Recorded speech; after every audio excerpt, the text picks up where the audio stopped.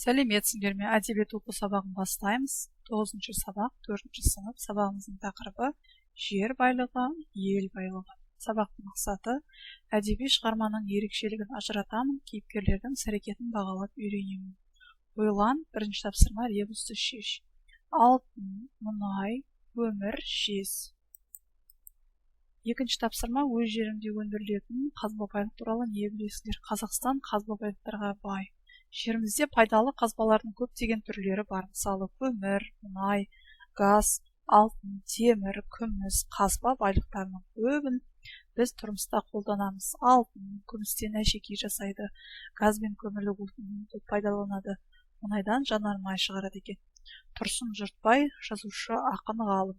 1951 жылы Шығыс Қазақстан облысы Абай ауданы Шаған ауылында дүниеге келген. Дулыға, Қоңырқаз, жүрегімде жұмыр жер кітаптары бар. Зерттеу еңбектері мен көркем шығармалары шет тілдерге аударылған екен. Оқы, үшінші тапсырма мәтінді түртіп алу әдісімен оқы. Білемін, кен орнын іздеп жүрген геолог Қаныш Сәтбаев туралы білемін. Ұсталар мыстан қажетінше ойып алып керегіне қажататын екен, білемін. Ойым бөлек, іздеген сезім жаздың тастың астында, бірақ менің жаяу жүруім керек. Жаңа ақпарат атты адам арқаның таутасына қанық берден қарт еді. Кейін сойғаннан кейін шахта ашылып, жезқазған кенті құрылды. Білгім келеді, Ұлытаудың жартасындағы таңбалар туралы білгім келеді және Жезқазған кенті туралы білгім келеді. Сойған.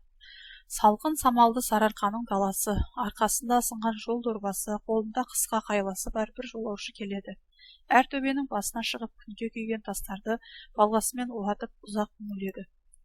Белең астынан бір салт атты шыға келді, жаяу жолаушыға қарай бұрылды. Сақалы омырауын жапқан қарт екен. Ассалаумағалейкум, ақсақал. Уағалейкум ассалам, балам. Жол болсын, не іздеп жүрсіз? Неге атынан дегенсің? Атай, мінерлік көлік табылады ғой, бірақ менің жаяу жүруім керек. Істеген жезім тастың арасында. Жез деймісің? Иә. Түсінікті, үйге жүр, сусындап ал. Біздің ауыл мұна Мұсойғанда. Істеген жезім тастың арасында дейсің бе? Кел, мінгес атқа. Рахмет, ақсақал, жаяу жүруге үйрендік қой. Жаяу жолаушы кен орнын іздеп жүрген геолог Қаныш Сәтбаев атты адам арқаның таутасына қанық берден қарт еді. Мына жердің Мұсойған атаулының сыры бар. Баяғыда қазақ еліне жоңғарлар шабуыл жасапты. Сол ұрыста қазақтың атақты бір батыры жоңғар әскерімен шайқасқа түсіпті. Жоңғарлар сарбаздары үш жақтан қыспақ қалыпты. Әлгі батыр кейін шегінуге намыстанады. Іштей тәуекелге бел байлап, сарбаздарына шегінуге бұйрық береді. Қуғыншы жоңғарларға жалғыз өзі қарсы тұрып, қалың қолды ажалдан араша алмақ болады. Ыза кернеген батыр қолындағы айбалтамен жерді шауып жіберіпті. Сонда кішкентай төмпешік ойылып түседі. Батыр тағы бір ұрған екен, ойық тереңдей түсіпті. Сол кезде батырдың ойына бір қолды орала кетеді, ат-матымен әлгі шұңқырға түсіп бұға қалады. Қалың қолдың шегінгенін көрген жоңғарлар қуыстағы батырдың екі жағынан шауып өте шығады. Батыр атын тебініп қалады да жаудың ту сыртынан тиіседі. Мұны көрген қазақ әскерде кері бұрылып жоңғарларды қыспақ қалыпты. Қыспаққа шыдамаған жау быт-шыт болады. Бет-бетімен қашып жеңіліске ұшырапты. Содан кейін 300-дің баласы бірігіп, мына Ұлытаудың жартасына таңбаларын ойыпты. Кейін батыр әлгі шұңқырға келсе, ішінде сап-сары бір нәрсе жатады. Ол мыс екен. Ұсталар әлгі мыстан қажетінше ойып алып, керегіне жаратқан екен. Содан бастап бұл ара Мұсойған аталып кеткен, балам. Қаныш аңызды қызға тыңдап, өңі бал бұлжанды. Ол аңыздың ақиқат екеніне сенді. Бірде ақсақал оны Мұсойған шұңқырына ертіп барады. Қаныш бұл шұңқырды ұзақ зерттейді. Мұсойғанның түбінен жұдырықтай табиғи мыс қоспасын тауып алып, қапшығына салады. Кейін Мұсойғаннан үлкен шахта ашылып, Жезқазған кентін құрылады. Тұрсын Жұртбай.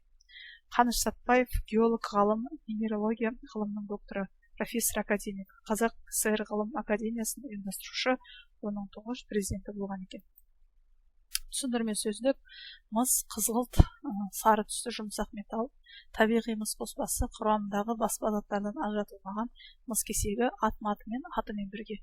4-ші тапсырма: геолог мамандығының ерекшелігі туралы ақпарат бер.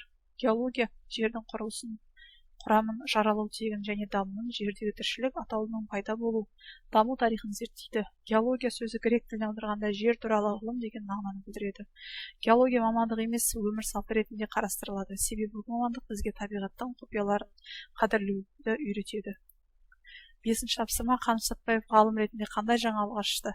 Ол қазақ мектептерінде алгебра оқулығын құрастырды. Ол жезқазған мыс кен орнының қоры бұрынғыдан әлдеқайда көп екенін дәлелдеді. 6-ші тапсырма: аңыз әңгіменің негізгі ойы қандай? Аңыз әңгіменің негізгі ойы мыстың шығу тарихымен таныстыру, Қаныш атамыздың еңбек жолының бастауын көрсету, батырдың ерлігін баяндау, үлгі ету. Тыңда. Мәтіннің соңғы сөйлемінде аталған жезқазған кенті туралы қысқаша деректі тыңда. Есіңе түсір. Аңыз қиял аралас фантастикалық оқиға, аңыздың негізінде шындыққа жақын өмірде болған, халық жадында сақталған оқиғалар жатады. Әр халықтың тарихындағы абзал адамдар, аса көрнекті қайраткерлер туралы талай аңыздар туған. 8-ші тапсырма: өзің оқыған аңыз кейіпкерлерін есіңе түсіріп ата. Мен оқыған аңыз кейіпкерлері Асан Қайғы, Жиренше шешен, Алдар Көсел, Қожанасыр, Қорқыт, Шықберген, Шығайбай, Қарашаш. Бағала. Мәтіндегі аңыз кейіпкері қандай адам? Мәтіндегі аңыз кейіпкері батыр. Ол жалғыз өзі жауға қарсы тұруға жүрексінбеді. Оның бойында тапқырлық бар. Сол тапқырлығының арқасында жауды жеңді. Ол тәуекелге бара жатқан адам. Бір елдің әскерінен жалғыз қарсы тұру тәуекелшіл адамның әрекеті. Үйге үлкендердің көмегімен атқа мінгесу, тәуекелге бел байлау тіркестерін анықтама жаз. Атқа мінгесу: бір алдына бір артына отырып, екі адам бірге атқа мінуі, тәуекелге бел байлау, нәтижесі белгісіз іске кірісу, жақсылыққа үміттену, тәуекелге бару. Сабағымыз аяқталды. Келесі сабақта кездескенше сау болыңыздар.